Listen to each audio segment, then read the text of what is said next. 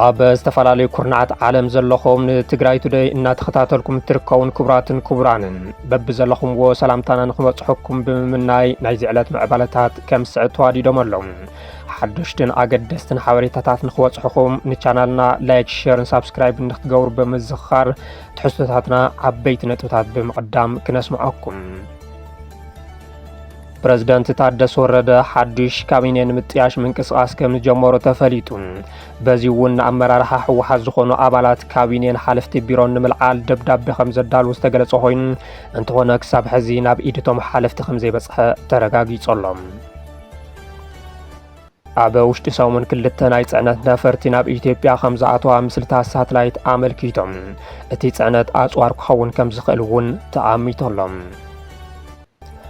ኣብ ኢትዮጵያ ዝፍለጥ ዝተሰነደ ግን ድማ ሸለል ዝተባሃለ ከቢድ ገሰሰኦ መሰላት ኣሎ ክብል ዓለም ለኸ ተሓለቕቲ ሰብኣዊ መሰላት ሂዩማን ራይትስ ዎች ዕላው ገይሩ።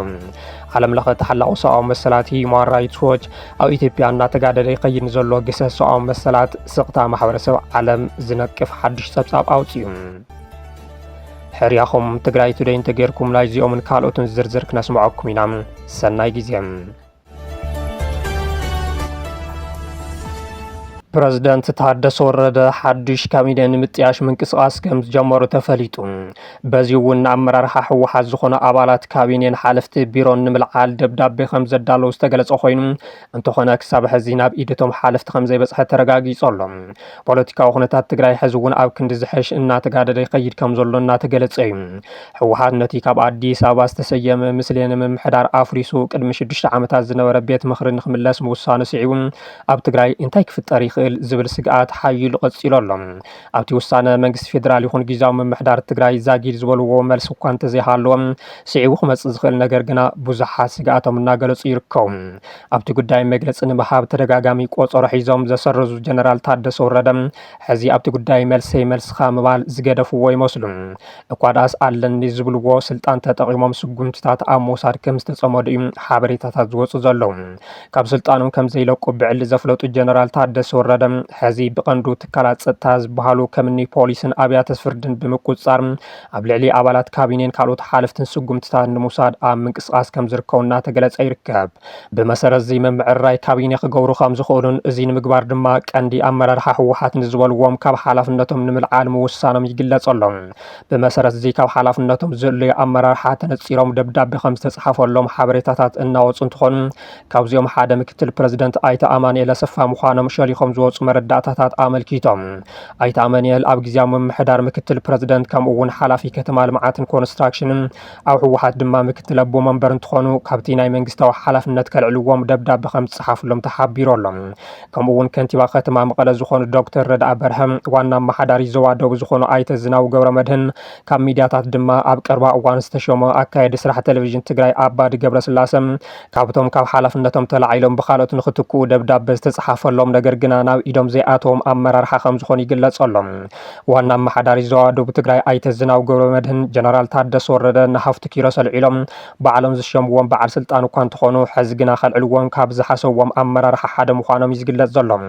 ብዝናቡ ገብረመድህን ዝምራሕ ካቢነ ምምሕዳር ዞባ ደቡብ ትግራይ ድማ ብማእኸላይ ኮሚቴ ውድብ ህወሓት ተወዚፉ ዝጸንሐ ቤት ምኽርን መንግስትን ትግራይ ናብ ንቡር ተመሪሱ ዕላዊ ስርሑ ንክጅመር ዘመሓላለፎ ውሳነ ብሙሉእ ድምፂ ብምድጋፍ ንተግባራውነቱ ካብኡ ዝድለ ኩለ መዳይ ጻዕሪ ከም ዝገብር ምግላጹ ዝዝከር እዩ። እቲ ብጀነራል ታደሰ ዝተጻሕፈ ደብዳቤ ምልዓል ሓለፍቲ ብትክክል ተዳልዩ ከም ዘሎ ዘረጋግጹልና ካብቶም ንኽለዓሉ ደብዳቤ ዝተጻሕፈሎም ኣመራርሓ ሓደ እንተኾነ ግና እዚ ካብ ድልየት ዝሓለፈ ትርጉም የብሉን ክብሉ ገሊጾም። ህወሓት ብመንግስቲ ፌደራል በይናዊ ውሳነ ዝተናውሐ ስልጣን ሓደ ዓመት ጊዜያዊ ምምሕዳር ኣይቅበሎን እምበር ብዛዕባ ውልቀ ሰባት ምውራድን ምድያብን ከም ዘይወሰነ እኳ እንተገለጸ ጀነራል ታደሰ ግና ብተሃዋኽን ጠራዕራዕን ስልጣነይ ኣይለቅቕን ምባሎም ዝዝከር እዩ። 30 መጋቢት 2018 ዓመተ ምህረት ዘመነ ስልጣኑ ዝወደአ ጊዜያዊ ምምሕዳር ትግራይ 50 ትድመሮ ሓደ ካቢነ ኣመራርሓ ህወሓት እኳ እንትኾነ ሕዚ ብመንግስቲ ፌደራል ጥራሕ ስልጣኖም ዝተነውሓሎም ጀነራል ታደሰ ነዚ ስልጣን ክቕይሩ ዝኽእሉሉ ዕድል ከም ዘሎ ይግለጸሎም። እዚ ግዜ ስልጣኑ ከም ዘብቅዕን ብኻሊእ ሓቋፊ ዝኾነ ምምሕዳር ከም ዝትካእን ዝንገረሉ ዘሎ ጊዜያዊ ምምሕዳር ነዚ ንምግባር ዘኽእል ዓቕሚ ኣለዎ ዶ ዝብል ሕቶ ከም ዘሎ ኮይኑ ካውንስል ኮሚቴ መኸተ ዝተባሃለ ውዳበ ክወስዶ ዝኽእል ስጉምቲ ድማ ካሊእ መተሓሳሰቢ ኮይኑ ይርከብ። እቲ ንውሳነ ማእኸላይ ኮሚቴ ሕወሓት ሲዒቡ ነቲ ውሳነ ብምድጋፍ ዘጽደቆ ካውንስል ኮሚቴ መኸተም ንሰራዊት ትግራይ እውን ዝሓቆፈ ብምዃኑን ጀነራል ታደሰ ድማ ንሰራዊት ወኪሎም ናብቲ ጊዜያዊ ምምሕዳር ዝኣተው ብምዃኖምን ቅቡልነቶም ኣብ ሕቶ እትይዎ ይርከብ። እቲ ካውንስል ኣብ ምርዳእ ዝተደረኸ ሽግግር ስልጣን ንኽህሉ ከም ዝሰርሕ እንተገለጸ እውን በቲ ጀነራል ታደሰ ወረደ ሒዞምዎ ዘለው ቅዋም ግና እዚ ዝዕወተ ይመስልን። በዚ ድማ ናብ ካሊእ ህውከትን ዕግርግርን ንኸየምርሕ ተሰጊኦሎም ውድዋት ፖለቲካ ሳወትን ውናትን ንውሳነ ሕወሓት ብምቋም ኩሎም ሓይልታት ዝሓቆፈ ሽግግር መንግስቲ ንኽጣየሽ ፀዊዖም ኣለዉ። እዚ ከምዚ ኢሉ እናሃለወ ሕወሓት ዝወሰኖ መንግስቲ መለስ ዝብል ውሳነ ዓለም ለኸ ሚድያታት እናተቐባበሉ ይርከባ። ማዕኸን ዜና ፈረንሳይ ኤኤፍፒ ሽሞም ከይጥቀስ ዝደለዩ በዓል ስልጣን ሕወሓት ኣዘራሪበ ኢሉ ከም ዝፀብፀቦ ሕወሓት ምስ ህዝብታት ኤርትራ፣ ኣምሓራ፣ ዓፋርን ሱዳንን ምዝራብ ድልየት ከም ዘለዎ ሓቢሮም እቲ ውሳነ ኣብ ልዕሊ ስምምዕ ሰላም ዓብዪ ስግኣት ከም ዘንጸላለዉ እውን ኣመልኪቶ ኣሎም። እቲ ካብ ሕወሓት ዝተሰምዐ ውሳነ ነቲ ቅድሚ 3 ዓመታት ዝነበረ ደማዊ ኩናት ዳግማይ ከይመልሶ ስግኣት ከም ዘሎ እቲ ፀብጻብ ሓቢሩ ኣሎ። ሕወሓት ቅድሚ 6 ዓመታት ዝነበረ መንግስቲ ንኽምለስ ክውስን ዝኽኣለሉ ምኽንያት መንግስቲ ፌደራል ብተደጋጋሚ ንውዕሊ ፕሪቶርያ ብምጥሓሱ ከም ዝኾነ ንኤኤፍፒ ብምፅራሕ ዝፀብፀበ ኣልጀዚራ እዚ ድማ ዳግማይ ኩናት ንኸየዋልድ ስግኣት ኣልዒሉ ኣሎ። ሓደ ሽሞም ክጥቀሱ ዘይደልዩ ኣመራርሓ ሕወሓት ኢሉ ከም ፍልፍል ብምጥቃስ ዝፀብፀበ ማዕኸን ዜና ፈረንሳይ እቲ ውሳነ ጥሕሰት ውዕሊ ፕሪቶርያ መንግስቲ ፌደራል ሲዒቡ ዝመፀ ከም ዝኾነን ናይዚ መርኣያ ድማ ኣብ ወርሒ ጥሪ ዝፈፀሞ መጥቃዕቲ ድሮን ከም ኣብነት ተፀሪሑ ኣሎ። ሕወሓት ምስ ጎራብቲ ህዝብታት ማለት እውን ህዝብታት ኣምሓራ፣ ዓፋር፣ ኤርትራን ሱዳንን ንምልዛብ ሰላም ንምፍጣርን ዝለዓለ ድልየት ከም ዘለዎም እዚ ንምትግባር ምንቅስቃስ ከም ዘድሊ ምውሳኑ እውን እቶም ሽሞም ክጥቀስ ዘይደለዩ በዓል ስልጣን ገሊፆም። መንግስቲ ፌደራል ሕወሓት ዘይሕጋዊ ርክባት ይገብረሎ ብምባል ከም ዝኸስስ ዘዘኻኸረት ፀብጻብ እቲ ሕዚ ወሲንዎ ዘሎ ውሳነ ድማ ትግራይን ኢትዮጵያን ናብ ካሊእ ጎነፅ ንኸይኣትዋ ተሰጊኦሎ ይብል። እቲ ብውሕዱ 600 ሰባት ዝተቐተሉን ኣስታት 5 ሚልዮን ካብ መረበቶም ዝተመዛበሉን ኩናት ዳግም ንኸይለዓል ስግኣቶም ዝገልጹ ብዙሓት እዮም። መንግስቲ ፌደራል ነቲ 30 መጋቢት በይኑ ዘናውሖ ስልጣን ጊዜያዊ ምምሕዳር ኮነ ኢሉ እቲ ኣብ ትግራይ ተፈጢሩ ዘሎ ፖለቲካዊ ቅልውላው ንምግዳድ ከም ዝኾነ ዝሕብሩ ገለ ወሃብቲ ርእቶም እዚ ድማ ኣመራርሓ ሕወሓትን ጊዜያዊ ምምሕዳርን ነንባዕሎም ንኽባልዑ ዕድል ብምፍጣር ትግራይ ሕዚ እውን ብዘየቋርፅ መንገዲ ንኽትዳኸም ካብ ዘሎ ባህጊ ዝብገስ ከም ዝኾነ ይገልጹ። መንግስቲ ፌደራል ኣብዚ ክልተ መማረፅታት ሒዙ ነቲ ውሳነ ከም ዝወሰነ ዝሕብሩ ገለ ወሃብቲ ርእቶም እቲ ሓደ ስልጣኖም ዝተነዋሐሎም ጀነራል ታደሰ ወንበረይ ተነኺኡኒ ብምባል ኣብ ልዕሊ ኣመራርሓ ሕወሓት ስጉምቲ ንኽወስዱን ሕወሓት ንኸጥፍኡሉን እንትትከውን እቲ ካልኣይ ሕወሓት ኣብሊሉ ወፂኡ ንስልጣን ታደሰ ወረደ እንተተቋፃፂርዎ ግና ብሽም ምኽባር ሕጊ ነታ ኸቢብዋ ዘሎ ትግራይ ንምንብርካኽ ይብሉ። በዚ እውን ፖለቲካ ትግራይ ንምዝራግ ሚልዮናት በጀት ተመዲብሉ ይስርሐሉ ከም ዘሎ ዝግለጽ ኮይኑ ነዚ ምርዳእ ዝተሰኣኖም ኣመራርሓ ትግራይ ነቲ ወጥሪ ብውሕልን መንገዲ ዶ ይፈትሕዎ ወይስ ናብቲ መፃወድያ ብልፅግና ይኣትዉ ግዜ ዝፈትሖ ጉዳይ እዩ። ኣብ ውሽጢ ሰሙን ክልተ ናይ ጽዕነት ነፈርቲ ናብ ኢትዮጵያ ከም ዝኣተዋ ምስልታት ሳተላይት ኣመልኪቶም እቲ ጽዕነት ኣጽዋር ክኸውን ከም ዝኽእል እውን ተኣሚቶሎም። ዓለም ለኸ ምስልታት ሳተላይት ከም ዘመልከትዎ ባቶት አይኤል 76 ቲዲ ዝዓይነታ ናይ ጽዕነት ነፋሪት ኣብ ሕቡራት ዓረብ ኤምሬትስ ካብ ዝርከብ መዕርፎ ነፈርቲ ኣልኣይን ተበጊሳ ናብ ኢትዮጵያ ከም ዘምርሐት ተረጋጊጾሎም። ከምኡ እውን ኢንቪክታ አይኤል 76 ነፋሪት ጽዕነት ካብ ሕቡራት ዓረብ ኤምሬትስ መዕርፎ ነፈርቲ ፋጁዌራ ተበጊሳ ናብ ኢትዮጵያ ምብራራ እቶም ምስልታት ኣመልኪቶም ኣለዉ። እታ ባቶት አይኤል 76 ቲዲ ነፋሪት ጽዕነት ኣብዚ ሰሙን ጥራሕ 2 ግዜ ከም ዝተመላለሰት ዝሓበሩቶም ምስልታት ክልቲአን ነፈርቲ ኣብ ቢሾፍቱ ኣብ ዝርከብ መዕርፎ ነፈርቲ ሃረር ሜዳ ከም ዝዓረፋ ተነፂሮሎም። እተን ነፈርቲ ኣጽዋር ዝጸዓና ክኾና ከም ዝኽእላ እቶም ሰማያ ምስልታት ሳተላይት ግምቶም ኣቐሚጦም ኣለዉ። ስርዓት ብልጽግና ኣብ ምሽማት ኣጽዋር ከም ዝተጸመደ ተደጋገምቲ መረዳእታታት እናወፁ ዝርከቡ እንትኾኑ ንዝሓለፈ ሓደ ወርሒ ብምኽንያት ቅልውላው ማእኸላይ ምብራቕ ንእሽተይ ተዛሒሉ ዝነበረ ካብ ኤምሬትስ ዝጸዓና ኣጽዋር ኣብዚ ሰሙን ምልልሱ ከም ዝወሰኸ እዮም ዘረድኡ። ኢራን ምስ ኣሜሪካ ልዝምጅማራ ሲዒቡ ብተደጋጋሚ ትድብደብ ዝነበረት ሕቡራት ዓረብ ኤምሬትስ ካብቲ መጥቃዕቲ እፎይታ ዝረኸበት ኮይና ናብ ኢትዮጵያን ሱዳንን እትልእኾ ኣጽዋር ከም ብሓዱሽ ከም ዝደፍአትሉ እናተገለጸ ይርከብ። ቀዳማይ ሚኒስትር ኣብይ ኣሕመድ ቅድሚ ወርሒ ኣብ እዋን እቲ ጽዑቕ ደብዳብ ዝነበረሉ እዋን ናብ ኣቡዳቢ ብምምራሕ ፈላማይ መርሒ እንትኾኑ ስምምዕ ሓገዝ ኣጽዋር ገይሮም ምምላሶም ኣብቲ እዋን ክግለጽ ጸኒሑ እዩ። ሕዚ እቲ ብፕረዚደንት ቢን ዛይድ ዝተኣተወ ቃል ናብ ተግባር ምሽራፍ ተጀሚሩ ኣሎ። ኣብ መዕርፎ ነፈርቲ ሃረር ሜዳ ዝራገፈ ኣጽዋር ንትግራይን ኤርትራን መውቅዒ ናብ ባህር ዳርን ሰመራን ንሱዳን መውቅዒ ድማ ናብ ኣሶሳ ከም ዝጓዓዙ መረዳእታታት ዝሕብሩ። ኣብዚ ሕዚ እዋን ኣብ ባህር ዳርን ሰመራን ንድሮናት ሓዊሱ ኩሉ ዓይነት ኣጽዋር ከም ዝርከብ ቅድሚ ኣዋርሕ ብዝወፁ ምስልታት ሳተላይት ተረጋጊጹ እዩ። ኣብ ኢትዮጵያ ዝፍለጥ ዝተሰነደ ግን ድማ ሸለል ዝተባሃለ ከቢድ ገሰት ሰብኣዊ መሰላት ኣሎ ክብል ዓለም ለኸ ተሓላቒ ሰብኣዊ መሰላት ሂዩማን ራይትስ ዎች ዕላው ገይሩ። ዓለም ለኻዊ ተሓላቒ ሰብኣዊ መሰላት ሂዩማን ራይትስ ዎች ኣብ ኢትዮጵያ እናተጋደደ ይኸይድ ዘሎ ገሰት ሰብኣዊ መሰላትን ስቕታ ማሕበረሰብ ዓለምን ዝነቅፍ ሓዱሽ ጸብጻብ ወፂኡ።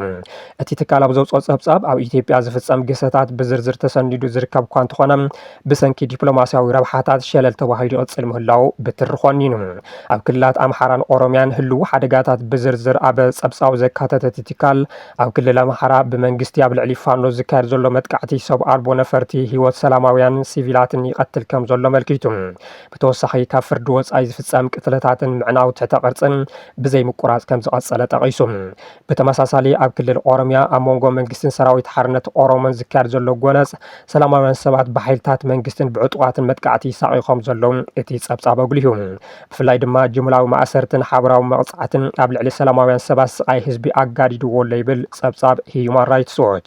ኢትዮጵያ ኣብ ወርሒ ጉንበት ንዝካየድ ሃገራዊ መረፃ ኣብ ትዳለወሉ ዘላ እዋን እቲ ጸብጻብ ኣብ ልዕሊ ነፃ ዋሕዚ ሓበሬታን ሓሳብካ ብነፃነት ምግላፅን ዝግበር ዘሎ ጽዑቕ ፀቕጢ ብምጥቃስ እቲ እናወሰኸ ዝኸይድ ዘሎ ማእሰርትን ስደትን ጋዜጠኛታት ተቃወምቲ ፖለቲከኛታትን ተሓለቕቲ ሰብኣዊ መሰላትን እቲ መረፃ ነፃን ፍትሓውን ክኸውን ድዩ ኣይኸውንን ኣብ ሕቶ ዘእቱ ምዃኑ ኣጠንቂቑ። ብፍላይ ኣብ ዲጂታላዊ ምክትታልን ምጥፋእ ዳታን ዜጋታት ተጠናኺሩ ከም ዝቐጸለ ኣቃሊዑሎም። ኣብ ኣፍሪካ ዳይሬክተር እቲ ትካል ማውሲ ሳጉን ኣብ ኢትዮጵያ ዝፍጸም ዘሎ ጥሕሰት ሰብኣዊ መሰላት ናብ ንቡር ተርእዮ ይቕየር ከም ዘሎ ገሊጸን። ንዓለም ለኻዊ መራሕቲ ብምንቃፍ ዋላ እኳ ኣብ ኢትዮጵያ ዘሎ ዕንወት ብዝርዝር ዝፍለጥን ዝተሰነደን እንተኾነ ንስትራቴጂካዊ ረብሓ ሸለል ምባል ግን ተሓታትነት ይሽርሽረሎ ኢለን። እቲ ጸብጻብ ብፍሉይ ንሕብረት ኣፍሪካ፣ ሕብረት ኣውሮፓን መንግስቲ ኣሜሪካን ንፖለቲካውን ዲፕሎማስያውን ዝምድናታት ልዕሊ ሰብኣዊ መሰላት ቀዳምነት ብምሃብ ገበነኛታት ሳዕብየን ከይፈርሑን ተግባራቶም ክቕጽሉ ኣኽኢልዎም ብምባል ወቒሰን። ኣብ መወዳእታ ማሕበረሰብ ዓለም ካብ ቃላት ዝዘለለ ስጉምቲ ንኽወስድ ዘገንዘበ ሂዩማን ራይትስ ዎች ኣብ ኢትዮጵያ ዘላቐ ሰላም ክረጋገጽ ኣብ ዝተፈላለዩ ክልላት ዝፍጸሙ ገበናት ኩናትን ግሰት ሰብኣዊ መሰላትን ነፃ ምርመራታት ብምክያድ ተሓታትነት ክረጋገጽ ከም ዘለዎም ኣተሓሳሲቡ። ኣይተ ሬድዋን ሑሴን ኣብ ውልቃዊ ህይወቶም መልሲ ሂቦም። ኣብዚ ሰሙን መዘራረቢ ማሕበራዊ ሚድያ ኮይኖም ዝቐነዩ ኣይተ ሬድዋን ሑሴን ዕንፀይቲ አንቲዕኒ ክብሉ መልሲ ሂቦም። ዳይሬክተር ግልጋሎት ድሕንነትን መረዳእታን ሬድዋን ሑሴን ብቀዳማይ ሚኒስትር ኣብይ ኣሕመድ ኣብ ዝተፀዋዕ ኣኼባ ዝተረኸቡ ኮይኖም ግንባሮም ተሰንጢቖምን ፀጉሮም ተላፅዮምን ዘርኢ ምስሊ ምውፁእ ብዙሓት ክቀባበልዎ ተራእዩ። ብፅኑዕ ሓሚሞም ኣብ ወፃኢ ይሕከሙ ኣለዉ፣ እንታይ ከም ዝኾኑ ግና ዝተፈለጠ ነገር የለን ብምባል እውን ክቃላሕ ፀኒሑ እዩ። ሬድዋን ሑሴን ሓጎስን ሓዘንን ሰሓቕን ብኽናትን ምሕማምን ምድሓንን ናይ ውልቀ ህይወት ናብ ዕዳጋ ምምፃእ እኳ ኣድላይ እዩ ኢለ እንተዘይኣምን ነገር ግና ናብ ኣደባባይ ዝወፀ ጉዳይ ግልፂ ምግባር ከም ዝግባእ ኣብ ውልቃዊ ማሕበራዊ ገጾም ፅሒፎም። ብመሰረት እዚ ቅድሚ 2 ሰሙን ኣብ ሃገራዊ ጉዳይ ዝመክር ኣኼባ ኣተኣናጊድና ንምሳሕ ኮፍ ምስ በልና ንፋስ ንምክልኻል ዝተሰርሐ ዕንጨይቲ መከፋፈሊ መንደቕ ሚዛኑ ስሒቱ እንትወድቕ ኣብ ቅርቅርተይን ንእሽተይ እቱ ኢሉን ወቂዕኒ ብምባል ንምምራሕ ፈቲኖም። እቲ ንታዕ ክሰፍሕ ስለ ዝነበሮ ሓኻይን ብኸፊል ላፅዮም ኣነ ድማ ብምሉኡ ይላፀይለ ተላፀዮ ብምባል ዘብራህርሁ ኣይተ ሬድዋን ብሓቂ ከም ቁልዕልነተይ ተመሊጠን ትሪኦ ኣይፀላእኽዎን ኢሎም ወሲኾም። እዚ እዩ ዘጋጥመ፣ ኣብ ሆስፒታል ኣሚንየ ተሓኪመ፣ ንሕክምና ተሪፉ ንስራሕ እኳ ናብ ወፃኢ ኣይከድኩን ብምባል ብፅኑዕ ሓሚሞም ኣብ ወፃኢ ይሕከሙ ኣለዉ ንዝብል ወረ መልሲ ሂቦምሉ። እቲ ብጣዕሚ ከም ዝተሃሰዩ ዘርኢ ምስሊ ከምቲ ባዕሎም ዝበልዎ ብዕፀይቲ ዝነት ኣይመስልን ዝብሉ ብዙሓት ርእቶታት እቲ ሓደጋ ከቢድ ምዃኑ ካብ ገጾም ሪኢኻ ምርዳእ ይከኣል ይብሉ። እቲ ዝበልዎ ሓቂ ምዃኑ እውን ካሊእ መረጋገፂ ዝወፀ ሓበሬታ ዛጊድ የለን። ናይዚ ዕለት ሓበሬታታት ነዚኦም ይመስሉ ነይሮም። ስለ ዝተኸታተልኩምና ኣዝና ነመስግን። ሰላም ድሓን ኩኑ።